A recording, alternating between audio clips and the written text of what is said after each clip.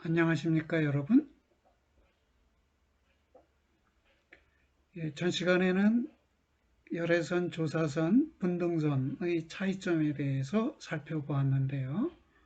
이번에는 이 선법들이 양명학과 주자학에 어떤 영향을 미쳤는가에 대해서 살펴보는 시간을 갖도록 하겠습니다. 첫 번째로요, 조사선과 분등선의 양명학의 영향 부분입니다. 역시 중국 학자인데요. 라이용하이라는 분은 왕양명 자신의 사상에 있어서 말한다면 그는 주로 회능 남종의 즉심즉불, 마음이 곧 부처라는 것의 불성론과 명심견성, 곧 마음을 밝혀 본성을 봄의 수행법에 영향을 받았다. 그러나 왕양명 후학에 이르러 이러한 상황은 약간의 변화가 일어났다. 왕양명 또는 왕쇠인이라는 양명학의 창시자죠.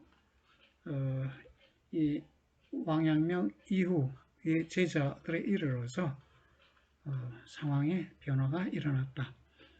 후기 선종의 점차, 직지심은 마음의 근원을 직접 가리킴, 도노견성, 단박 깨달아 성품을 봄으로부터 수연 이문, 인연을 따르면서 흐름에 맡김, 그리고 무중 무수, 증오도 없고 수행도 없다.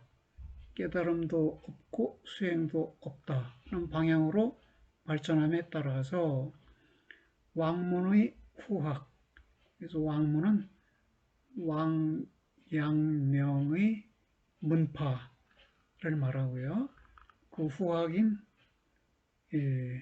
왕용계, 왕심제로 내려오면서 자연 무위의 풍조가 성행하였다. 정리하면 이런 것이네요. 양명은 도노 중시의 해능에게 영향을 받았는데 양명의 제자 후학들인 왕기는 수연 이문 중시의 분등선의 영향을 더 받았다는 것입니다. 그런데 종래 우리 학계의 견해는 양명은 점수 중시 신수에게 영향을 받았고 왕기는 도노 중시 해능에게 영향을 받았다는 것입니다. 서로 견해가 전혀 다르지요. 제3의 견해도 가능한데요. 양명은 신수와 같이 점호와 도노, 수연이문을 함께 중시했고 왕기는 해능과 같이 도노와 수연 이문만을 중시했고 이들 이후에는 수연 이문만을 베타로 중시했다. 이런 제3의 견해도 제시할 수 있습니다. 본인들이 스스로 누구에게 크게 영향을 받았다 이렇게 말하지 않기 때문에 그 당사자가 하는 말, 쓴 글을 보고 말 속에, 글 속에 누구의 사상이 담겨 있는가를 보고 추리를 하는 것인데 그 추리가 완전하지 않아서 상반된 견해가 성립할 수 있습니다. 그러면 목조선과 간화선의 관계가 부정적인데 이것은 해능과 달마의 관계가 부정적인 것과 유사하다는 것입니다. 역시 라이용하이의 견해인데요.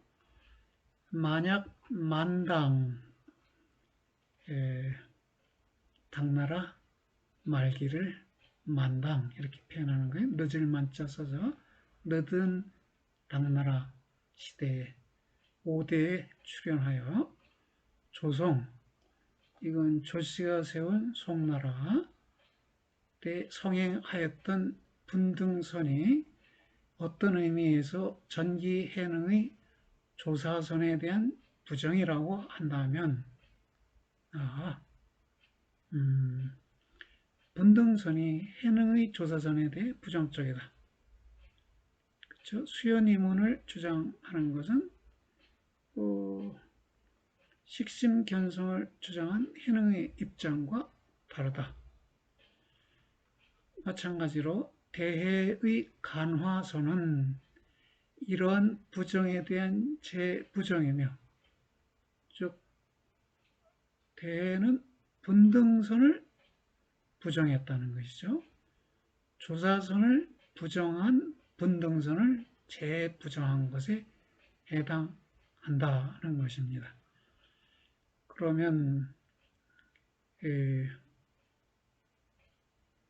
왜 그런가 했더니요. 전기조사선이 도유 심호를 중시하고 직지견성의 수행법을 제창한 것에 대한 복기라고 할 수 있기 때문이다. 간화선이 그렇다는 것이네요. 대해의 간화선은 도유심호, 불도는 마음의 깨달음에 연유한다는 것, 직지견성, 직접 견성을 지적한다. 또는 직접 마음의 근원을 지적하고 견성을 보게끔 한다. 이런 수행법을 지창에 대한 복기라고 할 수 있다는 것입니다. 물론 조송이란 조광윤이라는 인물이 건국한 송나라를 말하고요. 이 시대의 선악은 간화선만으로 그치지 않는다. 굉지 정각이 창도한 묵조는 침묵으로 빗줄조 관조한다. 침묵한 채로 무엇인가를 관조하는 선법을 묵조선이라고 합니다. 관화선은 화두를 간파하는 선법이라고 했고요. 상당한 차별이 있으며 심지어 대립적인 선법이다. 간화선이 조사선으로 복귀한 것과는 다르게 목조선은 달마선으로 복귀하는 색채를 띠고 있다. 그렇군요. 역사적 흐름 속에서 각종의 선법을 보면 어떤 것과 어떤 선법이 특정한 어떤 선법과는 유사하고 또 다른 특정한 선법과는 많은 차이를 보이고, 그래서 유사하고 차이나고 하는 부분을 가지고 있다는 것이네요. 그래서 간화선은 분등선에 대한 비판으로서 조사선으로의 복귀이다.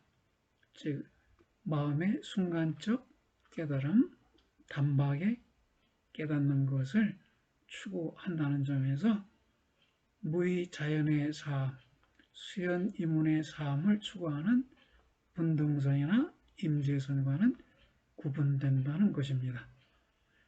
묵조선은 조사선 이전에 달마선, 열애선, 점수회로 복귀한다는 것입니다. 그렇게 정리하는 역사학자도 있습니다. 그러면 간화선의 원리는 무엇일까요? 명나라 고음 정금의 설명이 있습니다.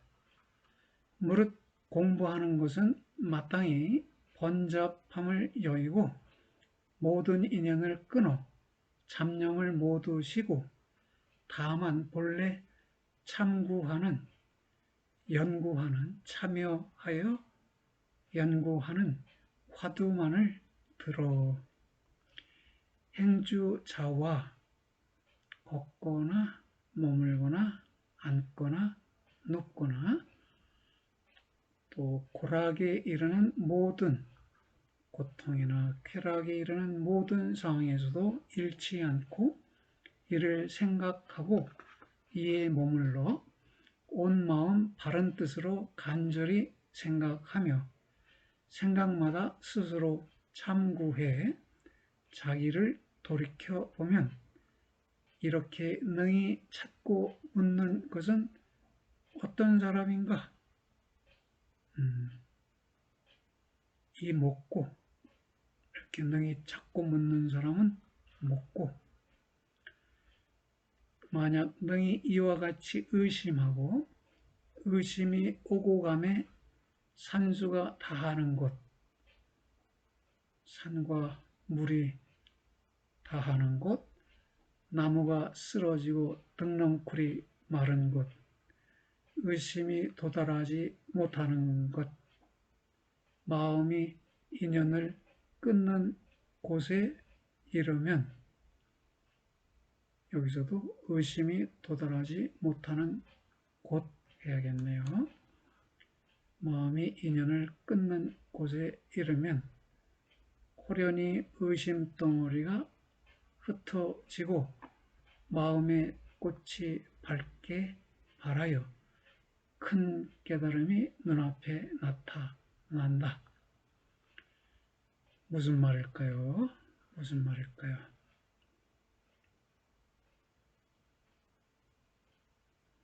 지금 화두를 들고 있는 이 사람은 먹고 라고 묻기를 거듭하면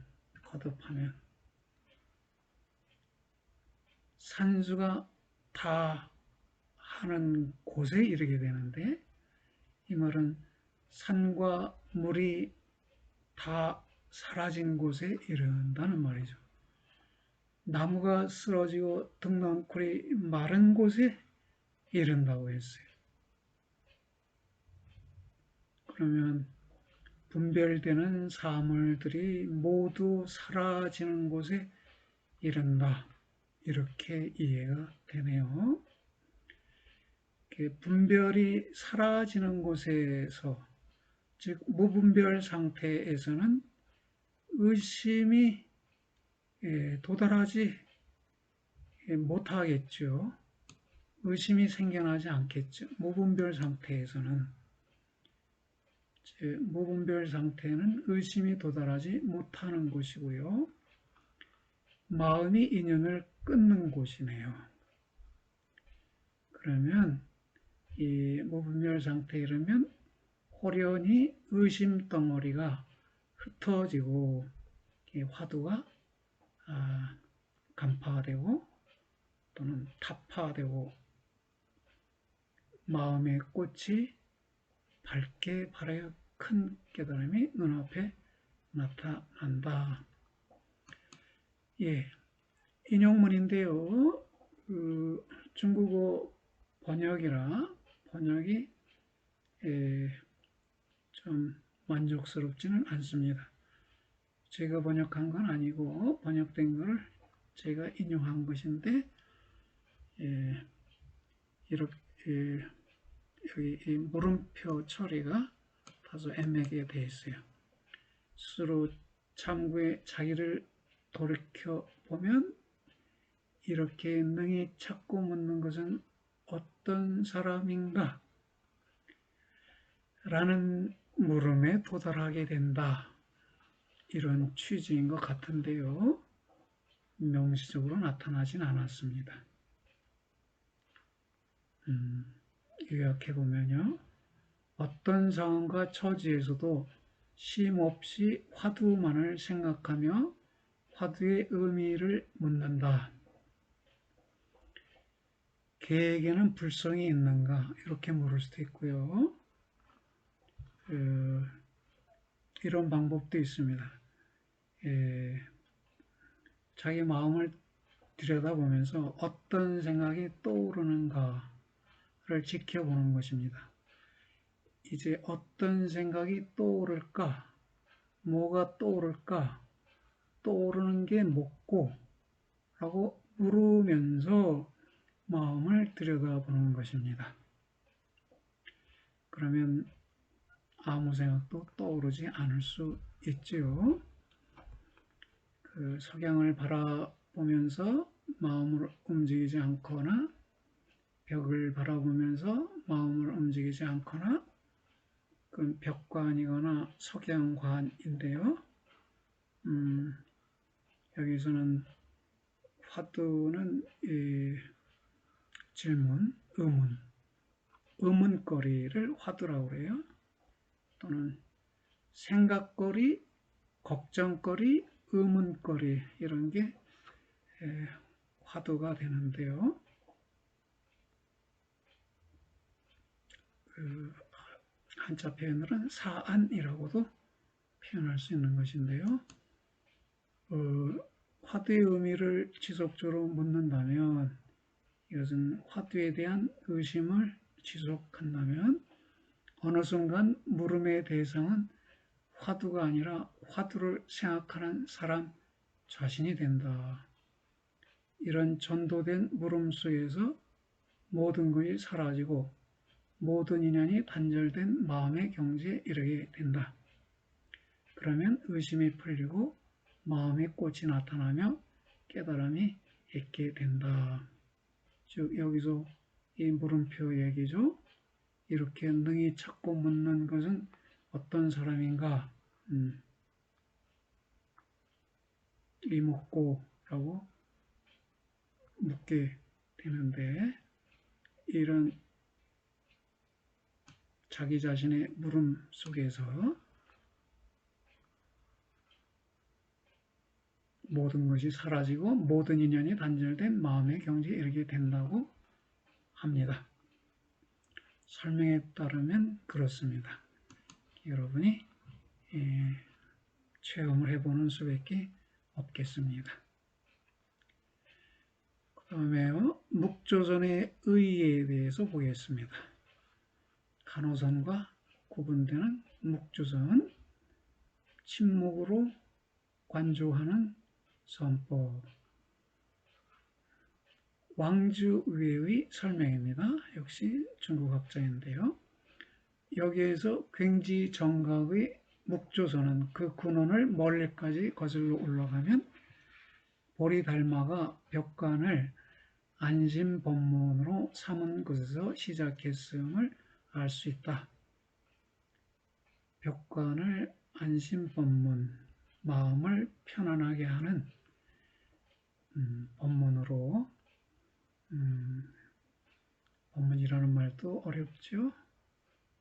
안심의 방법의 부문 또는 관문, 안심의 방법이라는 관문으로 삼은 것에서 시작했음을 알 수 있다. 또한 그 종을 살펴보면 고목법성과 다나자순이라는 두 법사의 고목선을 계승하였다고 말할 수 있다. 고목은 죽은 나무를 말하죠. 오래되어서 늙어서 죽어 썩은 나무가 고목인데요. 그 선악 사상에 대해 말하면 해능남종을 종으로 하였으며 그 자선 형식으로 보면 다시 신수 북종선과 어긋나지 않는다.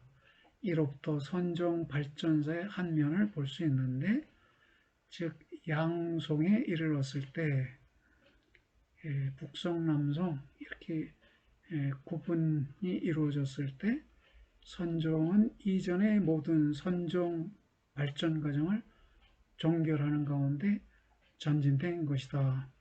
그러니까 왕주우회라는 학자는 이 묵조선에서 남종의 무념이라는 종지와 북종의 점수라는 선법이 종합이 되었다고 보는 것이네요. 그래서 제1의 견해에 따르면 고목법성과 다나자순의 고목선,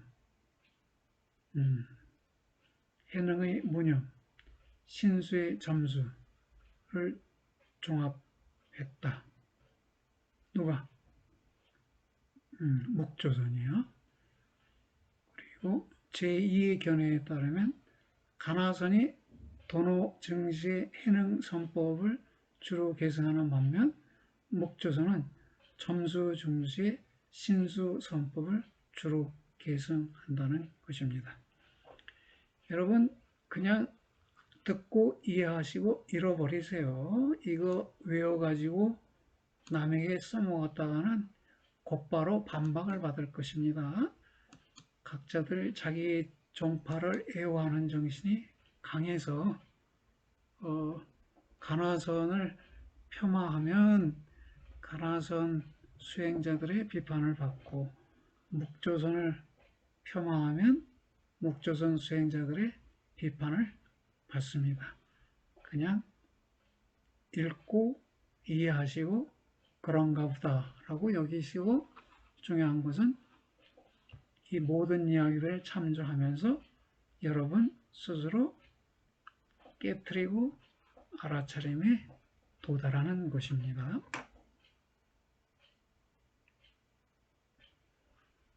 주자의 불교 수행론 비판. 비판의 대상은 목조선과 가나선인데요. 비판의 이유는 성리 함양의 공부법이 되지 못한다고 봤기 때문이다. 성품이라는 이치, 본성이라는 이치를 함양하는 공부법이 되지 못한다고 보아서 주자는 비판을 한 것이네요. 네, 주자 수양론과 가나선의 유사점을 살펴보겠습니다. 첫째는 일상생활의 모든 시각, 모든 시간을 관찰하는 공부를 한다는 것입니다. 중국학자 왕즈 우에는 다음과 같이 말합니다. 전체적인 선종의 진제는 진리를 말하는 것이고요. 선종의 진리는 사람의 일상생활을 벗어나서 따로 선을 구한다는 것이 아니다 라는 것입니다. 선종의 선은 바로 일상 중에 있고 사람이 활동하는 세계와 연계된 것이다. 대해종고의 간화선은 이른바 시시제시, 그때마다 이끌음, 마음을 달아나지 않도록 지금 여기로 이끌어 드리는 것이죠. 이러한 참선이 일상생활의 모든 시각을 관찰함으로 가고 머무르고 앉고 누움에 때때로 이끌어 가르친다는 것을 강조하였다. 일상생활 속에서 마음이 흩어져 있는가 알아차리고 흩어져 있다면 지금 여기로 마음을 데려오는 것, 이것을 강조했다는 것입니다.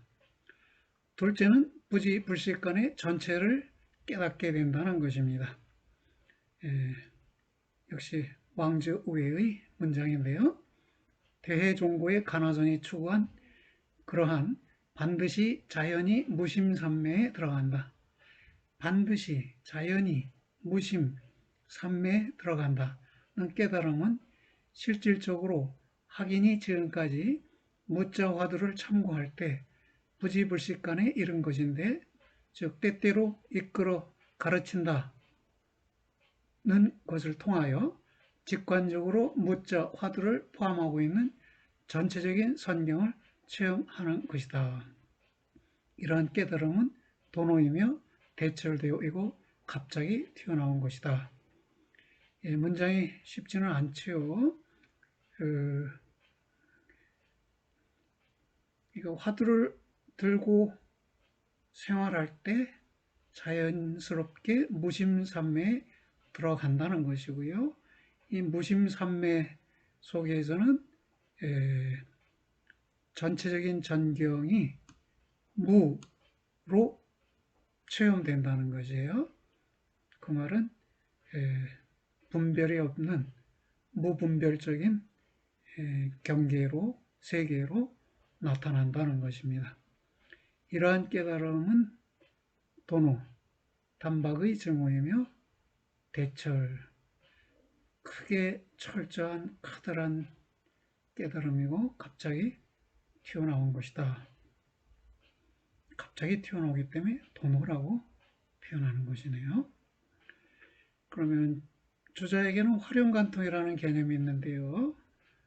하나의 천리로 만 가지 분수의 이치를 관통하는 것입니다. 천리라는 하나로, 하늘의 이치라는 이 한 가지로 사물들 저마다 갖고 있는 분화되고 특수한 다양한 이치들을 관통하는 것이에요. 이런 공부 중에 활용관통에 도달하게 된다고 하는데, 지금 관하선에서는 공부 중에 도노에 도달한다고 하고, 이것은 하나를 깨달음이 일체의 깨달음이 되는 이로 일체오, 하나의 증오가 일체의 증오가 되는 상황에 도달한다는 것입니다. 바로 이렇게 일상생활에서 꾸준히 공부하면 알지 못하는 사이에 전체에 대해서 깨닫게 된다는 이 점이 주자 수양론과 간화선의 유사점이라고 할 수 있겠습니다. 그럼 불교의 도노에 대한 유교적 수용은 어떤 것이냐? 주자는 공부 영역을 미발 공부, 이발 공부, 경물 공부를 통한 활용관통에 이르는 것을 강조합니다. 활용관통이란 마음이 탁 트여 한 가지 이치로 만 가지 이치를 관통하게 된다는 것인데요. 이것이 도노에 대비된다는 것입니다. 양명은 정자와 치양지, 강학을 통한 곽연순시 천리를 강조합니다. 역시 곽연순시 천리는 마음이 확 트여 천리에 순응하게 된다는 것인데요. 이를 위해서 정자, 좌선 공부가 필요하고요. 치양지, 양지를 지극하게 하는 것이 필요하고요. 불교적 용어를 쓰면 지혜를 지극하게 하는 것, 그리고 강학, 학문 공부, 학문을 강독하는 것, 책 읽는 것을 해야 한다고 봤습니다. 여기서 이 정자는 주자의 미발 공부와 통하고요. 치양지는 이발 공부와 통하고, 강학은 경물 공부와 통하네요. 불교의 개정해라는 사막과 관련해서 유교에서도 세 가지 공부 영역을 우리가 찾아 제시할 수 있습니다. 이렇게 해서 불교의 5가지 선법이 유교에 미친 영향, 특히 목조선과 간화선, 그리고 임재선, 이 세 가지가 주자와 애증의 관계에 있는데요. 어떤 때는 주자가 수용했다가 초기에는 수용하는 듯 하다가 후기에는 비판하는 자세를 보이게 됩니다. 이제 다음 시간에는 주자 수양론을 이번에는 서양 현상학의 관점에서 해석해보는 시간을 가져보도록 하겠습니다. 여러분, 공부가 누적돼야 여러분의 마음 공부에 도움이 되는 건 아니에요. 한번 강의 듣는 것으로 마음 공부에 커다란 도움을 얻을 수도 있어요. 그러면 그 이후에는 그냥 편한 마음으로 가벼운 마음으로 듣는 것이죠. 하나의 강좌를 통해서 도노를 얻을 수 있습니다. 그 이후에는 점수의 과정이에요. 여러분, 모든 강의를 다 듣고 나면 그 이후에 도노가 있을 것이다. 그런 일은 아마도 없을 것입니다. 또는 그렇게 이루어지는 것이 아니니까요. 매 순간순간 마음을 깨뜨려서 본래의 마음을 알아차리는 그 노력을 해야 하는 것입니다. 예, 오늘도 쉽지 않았네요.